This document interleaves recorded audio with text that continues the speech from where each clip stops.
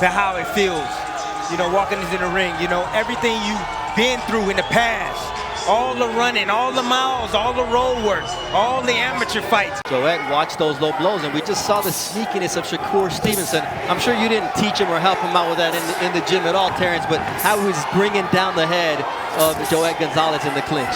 It's good because it's making him work. It's making him use more energy than he's willing to use. He loves to jab to the body, and Joet trying to go to the body to slow him down. But like I said, Shakur right there one minute, and he's going the next.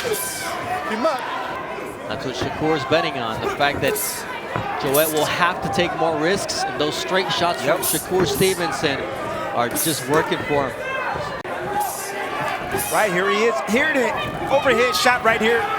Look at the footwork of Shakur Stevenson.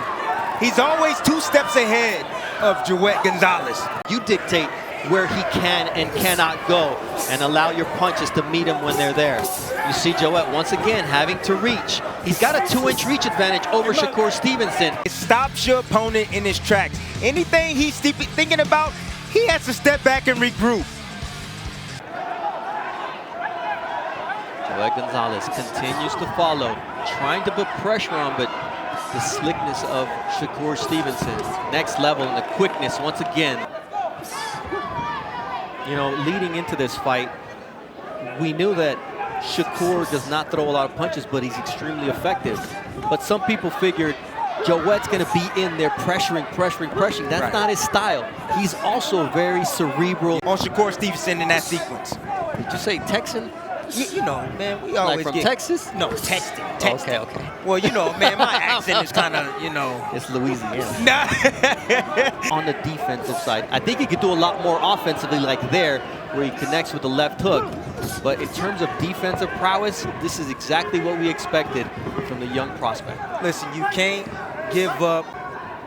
The concentration level it takes to fight like Shakur fights is impressive. And there you see a nice left uppercut from Shakur. Gonzalez trying to work the body. That's exactly what Gonzalez has to do. At this moment right now, while he's close, he got to let those hands go. And you see the push-off right there from Stevenson. Joet has to come right back and get into that pocket. The concentration level it takes to fight like Shakur fights is impressive. And there you see a nice left uppercut from Shakur. Gonzalez trying to work the body. That's exactly what Gonzalez has to do. At this moment right now, while he's close, he got to let those hands go. And you see the push-off right there from Stevenson. Joet has to come right back and get into that pocket. And what did Shakur Stevenson do? He caught him with something straight, with the straight left hand. Oh, nice left upstairs, and he follows up with a right to the body. Did Shakur Stevenson. A nice uppercut from Shakur. Part of it blocked by Gonzalez.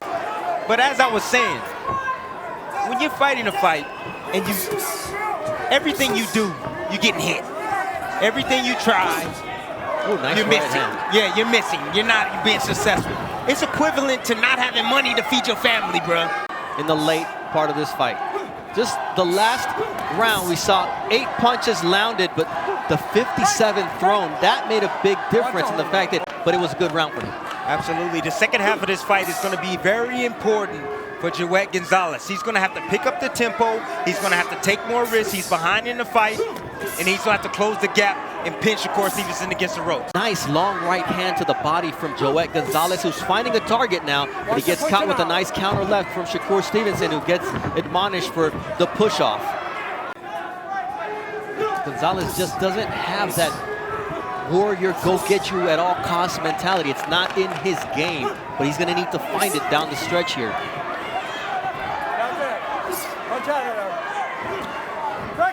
We talked about the efficiency of both guys going to the body. So far, it's worked for Shakur, and Gonzalez is trying to find success, but the constant movement of Stevenson is making that difficult. Yeah, the constant movement, the thinking, punch selection of Stevenson is frustrating as well. Frustrating as well to Gonzalez. And every time Gonzalez takes a step forward, that jab is there to meet him. Nice left uppercut from Shakur Stevenson, finding those openings. And here we see the aggressiveness. That's ring IQ right there. See a fighter lean forward, lift him up with the uppercut. He wants him to set a trap. with the power shot. There it is. He said he's going to walk right into it. And what did he do? He walked right into it. He walked right into a right hand, but understand that they seeing it from their eyes, but he's giving himself an honest assessment. That's right. That's very important to give your fighter an honest assessment. You know, but he still needs to tell his fighter on how he can get to a guy like Shakur Stevenson. You know, blind him with the jab and come with something looping over the top. Surprise Shakur Stevenson with something different. Something he hasn't done much of. You gotta go with something unorthodox against a fighter who is so technically sound like Shakur Stevenson. We as fighters, when we training since we were, 10 years old. I was training since I was 10 years old, and so was Joet. You know, we put so much time into the gym. It's a terrible feeling, man. It must be devastating because both of these guys, since they were very young boys, have dreamed of having this exact moment. And so far, Steve Kim's scorecard on ESPN.com of Floyd Mayweather Jr., of Pernell Whitaker, and he's putting on that type of performance. Yes, he is. And guess what? Joet Gonzalez needs a Julio Cesar Chavez, Meldrick Taylor moment in order to win this fight. Sometimes you need to be a dog in there, and I don't see that part of his demeanor. I mean, he's trying, man. I mean, he's trying, but, Shakur Stevenson is just a difficult guy to fight and a difficult guy to hit. With Vasily, and I want to spar with him. They're not going to pay you, he told them. I just want to be there. He wasn't going to fight a southpaw, they said. Hey, I know he's fighting Rigondeaux. Get me in there. All right, go for free if you want to. Get some work in. At the end, they kept him the entire time, and Papachenko said, pay the man. He earned it. That's Shakur Stevenson in a nutshell if he wants to become a world champion tonight. Because what worked for him in his first 23 professional fights is not working for him tonight. This fight's not competitive at all. It's one-sided. Shakur Stevenson dominate. And pretty soon we'll be talking about Shakur Stevenson. As big as he looked tonight, how long can he stay at this weight class? Especially when you're fighting against an undefeated fighter that has 7 years experience over you. Now I'm interested in what the interaction is going to be in 1 minute and 25 seconds once that final bell rings. Is there going to be that long sought-after respect? I would rather get knocked out than having to go through this beatdown and this embarrassment. The way that Gonzalez is getting hit and the fact that he can't do anything. He can't touch Shakur Stevenson. He's right there to hit him, but he can't touch him. Joet Gonzalez is out of range, unable to find Shakur Stevenson. But he's still trying. Yes. He's still behaving like a fighter. He's got the heart of a warrior.